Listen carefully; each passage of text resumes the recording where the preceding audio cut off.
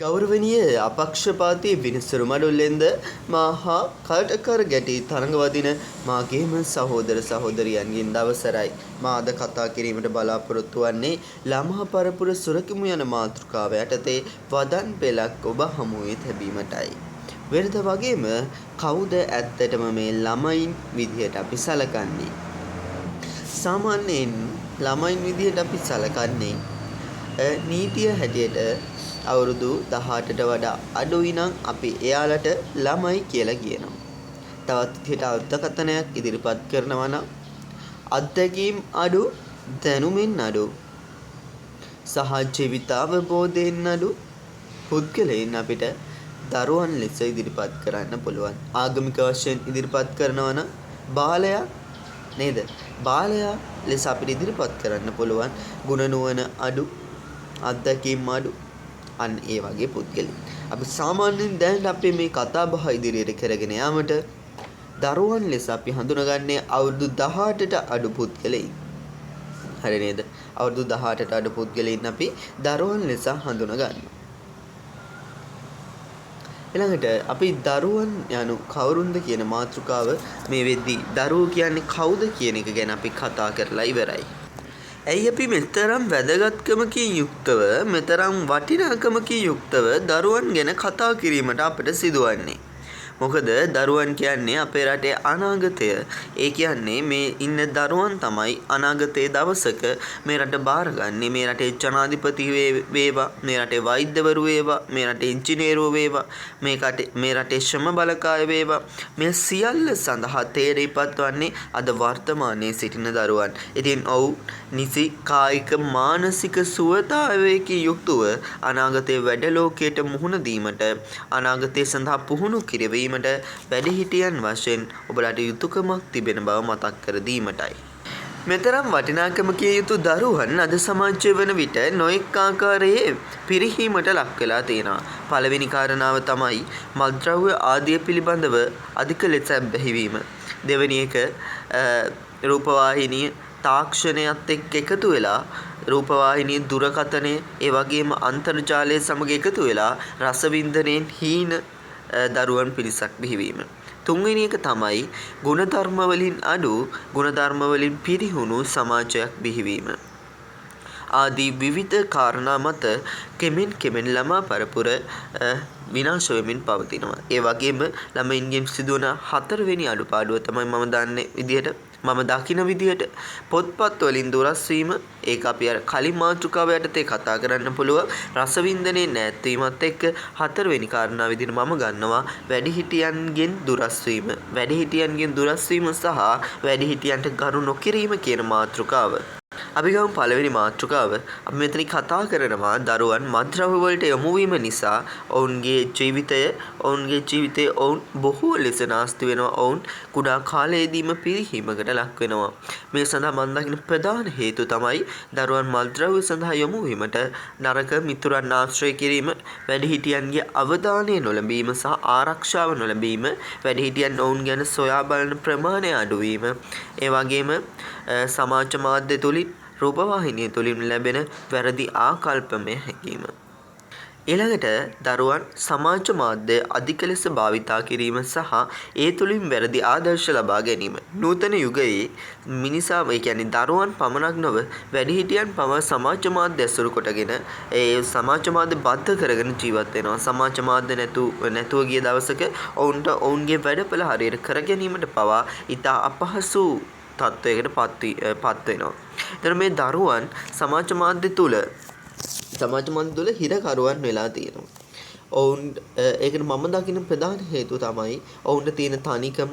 ඒ වගේම ඔවුන්ට වෙනදා වගේ ගිහිල්ලා එලිපෙහෙලියේ සෙල්ලම් කරන්න, මිතුරන් ඇසුරු කරන්න, සම වයස මිතුරන් ඇසුරු කරන්න, ඔවුන්ට සමාජය ගැන ඉගෙන ගන්න අවස්ථාවක් නැහැ.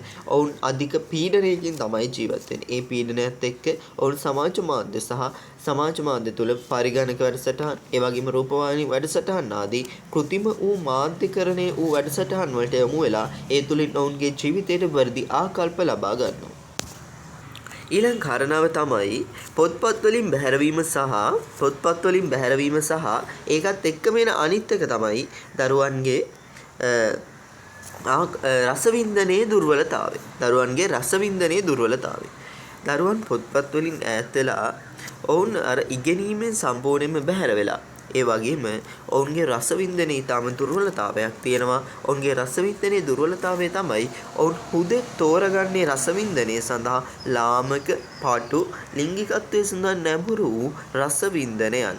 උදාහරණයක් ලෙස වර්තමානයේ වෙළඳපොලේ වුවත් කරලියට එන ජනප්‍රිය නවකතා, කෙටි කතා ආදී ඇතුළේ ඔවුන් බොහෝ සෙයින් ලිංගිකත්වය උපුටා දක්වන්න උත්සාහ කරලා තියෙනවා. ඒ තුලින් දරුවන්ගේ මානසිකත්වය කියන්නේ දරුවන්ගේ අර දින ලැබියාව සාමාන්‍ය ලාමක රසවින්දනයක්මයි හැම වෙලාවෙම හොයන්නේ කියලා තමයි අපිට තේරෙන්නේ. ඒ වගේම වර්තමානයේ බිහිවෙන කාටුන් එකක් වුණත්, ඒ වගේම රූපවාහිනී වැඩසටහන් කතා, ඒ කියන්නේ 8:00 11:00 ඉඳන් වෙනකන් අතරතුර විකාශනය වෙන කතා වලින් උනත් දරුවන්ගේ මනස උදෙක් ළමා මානසිකත්වයෙන් එහාට ගිහිල්ලා වෙනත් විරූපී වූ මානසිකත්වයක් ඇති කරන්න හේතුවක් වෙලා තියෙනවා.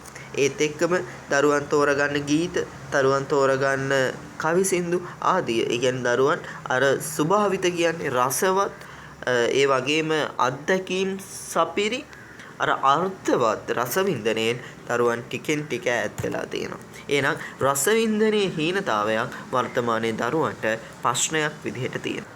ඊළඟ කාරණාව වැඩිහිටියන්ගෙන් දරුවන්ට සිදුවන අසාධාරණකම්. සාමාන්‍යයෙන් වර්තමාන සමාජයේ දෙස බලන විට වර්තමානයේ එහෙන කියන දේවල් එක්ක දරුවන්ගේ මූලික අයිතිවාසිකම් පවා නොලැබෙන භාවයක් අපිට පෙනියනවා. හරිද? දරුවන්ට වැඩිහිටියන්ගේ ආදරය ලැබීමට අයිතියක් තියෙනවා. අද සමාජයේ තරඟකාරී සහ වෙහෙසකාරී ජීවන රටාවත් එක්ක දරුවන් වෙනුවෙන් දෙමව්පියන්ට කාලයක් නැති වෙලා තියෙනවා වැය කරන්න. එම නිසා දරුවන්ට වැඩිහිටියන්ගේ ආදරය ලැබීමක්, දෙමව්පියන්ගේ ආදරය ලැබීමක් නැති වෙලා තියෙන. ඒ නිසාම දරුවන් වෙනත් පුද්ගලයින්ගේ ආදරය සොයා යාමට ගොස් ඔවුන්ගේ ජීවිතය විනාශ කරගන්න අවස්ථා සමාජයේ බොහෝ නිදසුන් සහිතව ගෙන හැරපාමට හැකියි. හරිද? ඒ වගේම අහිංසකව ජීවිතේ පිපෙන්න වෙරදරන මල් වලට පැන් පොදක් ඉහිනවා වෙනුවට පිපෙන්න උත්සාහ කරද්දිම විනාශ කර දමන සමාජයක් වර්තමානයේ බිහි වෙලා තියෙනවා. අඩුම තරමේ අද දරුවා කතරම් අනාරක්ෂිතද කියනවා නම් තමන්ගේ අම්මා තාත්තා පවා විශ්වාස කළ නොහැකි තත්වයකට පත් වෙලා තියෙනවා. ඉතින් දරුවන්ගේ මේ අනාරක්ෂිතභාවය ඔවුන් සඳහා කෙසේ බලපායිද කියන එක, වැඩිහිටියන් අපේ රටේ අනාගතය සඳහා කෙසේ බලපායිද කියන එක දැනට වගකිය යුතු වැඩිහිටියන්සේ සිටින ඔබ විසින් සිතා බැලිය යුතුයි. ඒ අතරින් වර්තමානයේ අසන්නට ලැබුණු සහ මම මේ වීඩියෝ එක කිරීමට පදනම් වූ වඩාත් ඛේදනීය සිදුවීම තමයි අපි දරුවන්ව සාමාන්‍යයෙන් ගුණධර්ම ඉගෙන ගන්න නේද? වැදගත් දේවල් ඉගෙන ගන්න. සමාජයට වැදගත් ගුණධර්ම ඉගෙන ගන්න. අපි එදා ඉඳන්ම අපි පන්සලත් එක්ක හරි සම්බන්ධයි. හරි පන්සලත් එක්ක හරි බද්ධ වෙච්චි සමාජයක්, ජන ජීවිතයක් තමයි අපිට තිබුණේ. හරිද? අපි දරුවන් බය නැතුව ගිහිල්ලා පන්සලට දාන්න. දරුවන් ගුණධර්ම ඉගෙනගෙන ඔවුන්ගේ ජීවිතය සාර්ථක කරගනී කියන මනා බලාපොරොත්තු ඇතුවයි අපි ඒක කරේ. නමුත් අද ගැහැණු දරුවෙකුට වේවා, පිරිමි දරුවෙකුට වේවා පන්සලකට ගිහිල්ලා දාන්න, ඒ කියන්නේ පන්සලකට ගිහිල්ලා ගුණධර්මයක් ඉගෙන ගන්න පන්සලකට යවන්න වැඩිහිටියන් විසින් බය වෙලා තියෙනවා. අපේ මහා මුර දේවතාවන් වගේ ඉන්න භික්ෂුන් වහන්සේලා ඇසුරේ අපේ දරුවන් තබන්න, ඒ භික්ෂුන් වහන්සේලා කියන වචනේ මම මෙතන පාවිච්චි කරා නම් ඒක ඇත්තටම වැරදි. භික්ෂු වෙස්ගත් පුද්ගලයන් අද සමාජයේ පන්සල්වල සිටිනවා. අපිට අඳුර ගැනීමට ඉතාම අසීරු වෙලා තියෙනවා. ඔවුන් ඇසුරේ අපේ දරුවන්ව හැදී වැඩීමට සඳහා යොමු කිරීමට අපට හැකියාවක් නැහැ. හිතට එකඟව අද සමාජයේ වෙන දේවල් එක්ක ඒ තරම් අපේ දරුවන් අද වෙද්දී සමාජය තුළ අනාරක්ෂිත තත්ත්වයට පත් වෙලා තියෙනවා. උදාහරණයක් විදිහට එසේ මෙසේ නෙවෙයි, අපේ ශ්‍රී ලංකාවේ පූජනීය ස්ථානවල අටම ස්ථානාධිපති කියන භික්ෂුන් වහන්සේ ළඟට නැත්නම් ජීවනධාරියා ළඟට දරුවෙක් යවන්න. ඒ කියන්නේ අටම ස්ථානයේට දරුවෙක් කිව්වා මේ දරුවාගේ ජීවිතය එතනින් විනාශ වෙයි කියලා මොන දෙමව්පියන්ද හිතන්නේ නේද? ඒ වගේම මෙතන තියෙන වඩාත් ප්‍රශ්නය තමයි මේ සඳහා ඔවුන්ගේ ආදරණීය දෙමව්පියනු සම්බන්ධ වෙලා තියෙනවා. ඔහුගේ ආදරණීය දෙමව්පියන් කියද්දි මෙතන ඔවුන්ගේ අම්මත් සම්බන්ධයි. එතකොට අම්මත් සම්බන්ධ වෙලා නේද? අම්මත් සම්බන්ධ වෙලා වඩාත්ම පූජනීය ලෙස පිළිගන්නා ස්ථානයක බාරකරු අතින් 8 වසරේ දියණියක් කෙලසෙද්දී මේ සමාජය තුළ එහෙම වෙද්දී දරුවන්ගේ ආරක්ෂාව ගැන තවදුරටත් කතා කරන එක විහිළුවක් කියලායි මම හිතන්නේ. වඩා සිත් රිදුණු සිදුවීමක් නිසා ඒක ආශ්‍රය කරගෙන ඔබට වඩා වටිනා වීඩියෝ එකක් ලබා දෙන්න ඕන කියලා හිතුන නිසායි ඇත්තටම මේ හදවතින් වෙන වචන කතා කරන්නේ. හරිද? අම්මත් සම්බන්ධ වෙලා 8 වසරේ දියණියක් වඩාත් ලංකාවේ පිළිගත් පූජනීය ස්ථානයක බාරකරයෙක් අතින් දූෂණය වෙනවා. කොහොමද? දරුවන්ගේ ආරක්ෂාව ගැන ඔබයි මායි තව මොනවා කතා කරන්නද? ඊටාම ඉතින් තව අපිට මේ පිළිබඳව කතා කරන්න දෙයක්. දරුවන්ගේ ආරක්ෂාව. මම කියනවා මේ ප්‍රශ්නය තුළදී අපි බලාපොරොත්තු වෙනවා නීතියෙන් පිහිටක් වින්දිතයා වෙනුවෙන්. මෙතන තියෙනවා පොඩි ප්‍රශ්නයක්. වෛද්‍යවරියකට ওই වගේ කරදරයක් වෙලා පහුගිය දවස්වල සිදුවීමක් සිද්ධ වෙද්දී ඒ වෙනුවෙන් නීතිය වෛද්‍යවරියගේ පැත්තට හිටියා. නමුත් අද තියෙනවා වින්දිතයා විදිහට 8 වසරේ දියණියක් මම හරිනම් හරි 8 වසරේ දියණියක් ඒ වගේම බලගත් ස්ථානයක බාරකාරයෙක්. මේ අවස්ථාවේදී නීතිය 8 වසරේ දියණිය වෙනුවෙන් නෙවෙයි අර බාරකාරයා වෙනුවෙන් ක්‍රියාත්මක වෙනවා. එතකොට කොයි අර ළමා සංවිධාන කොයි ලංකාවේ නීතිය කොයි අර දරුවන් වෙනින් පිණී සිටින වැඩිහිටියන් මම කියනවා මේ සිද්ධියේදී යම් කිසි සාධාරණයක් අර දියණිය වෙනුවෙන් උනේ නැත්තම් දරුවන් වෙනුවෙන් කතා කරන සංවිධාන හෝ දරුවන් වෙනුවෙන් වැඩිහිටියනි ඔබට එක වචනයක් කතා කිරීමට අයිතියක් නැති බව. ඒ වගේම නැවත මේ ලංකාවේ ලෝක ළමා දිනයක් සැමරීමට අයිතියක් නැති බව ළමයින්ගේ වෙනුවෙන් ළමයින්ගේ ආරක්ෂාව වෙනුවෙන් කතා කරන්න ඔබලාට 7-5ක අයිතියක් නැති බව මතක තියාගන්න.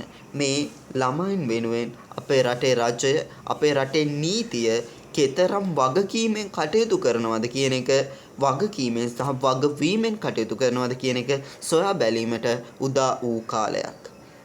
මතක තියාගන්න. මේ ලෝකයේ සියලුම දරුවන් සහ දරුවන් වෙනුවෙන් පෙනී සිටින වැඩිහිටියන් සියලුම දෙනාම මේ අවස්ථාවේ යුක්තිය සහ සාධාරණය වෙනුවෙන් නීතිය සැමට උඩින් කියන එක තවමත් විශ්වාස කරමින් බලා සිටිනවා. හරිද? මතක තියාගන්න මේ ඔබේ දරුවා වෙන්න පුළුවන්.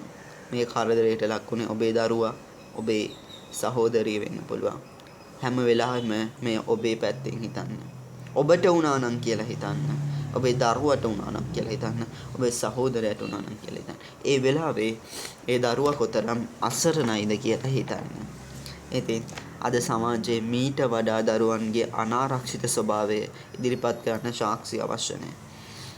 මේක හරිම දුක්සහගත ඛේදනීය සිදුවීමක්. වැඩිහිටියනි දැන්වත් අවදි වෙන්න. දරුවන් වෙනුවෙන් ඔබගේ අවධානය සහ ආරක්ෂාව ඔබගේ ආදරය මීටත් වඩා ලබා දෙන්න. අපි බලාපොරොත්තු වෙනවා දරුවන්ට සතුටින් ඉන්න පුළුවන්, නිදහසේ ඉන්න පුළුවන්, බය නැතුව ඉන්න පුළුවන් ශ්‍රී ලංකාවක් උදා වෙයි කියලා. ශ්‍රී ලංකාවක් ලැබෙයි කියලා. එහෙනම් අවදි වන්න. දරුවන්ව පණ වගේ රැකගමු. දරුවන් වෙනුවෙන් නැගී සිටිමු. දරුවන් වෙනුවෙන් කතා කරමු. දරුවන්ගේ ආරක්ෂාව වෙනුවෙන් එකතු වෙමු. ඇත්තටම මම මේ දරුවන් සුරක්ෂණ කියන මාතෘකාව යටතේ කතා කරන්න ඕන උනේ සමාජයේ සැරිසරන වඩාත් ආందోලනාත්මක සිදුවීමෙන් ඇත්ත වසන් වෙන මොහොතක ඒ වෙනුවෙන් කතා කිරීම මගේ යුතුයකමක් සහ වගකීමක් කියලා හිතුන එක. ඉතින් පුළුවන් හැමෝම මේ වෙනුවෙන් කතා කරමු. අපේ සහෝදරිය, අපේ නංගි, නේ අපේ යාළුවා, අපේ මිතුරිය වෙනුවෙන් අපි හැමෝම එකතු වෙමු අනිවාර්යෙන්ම. තෙරුවන් සරණයි. එහෙනම් දරුවන් පණමින් සුරකිමු. තෙරුවන් සරණයි.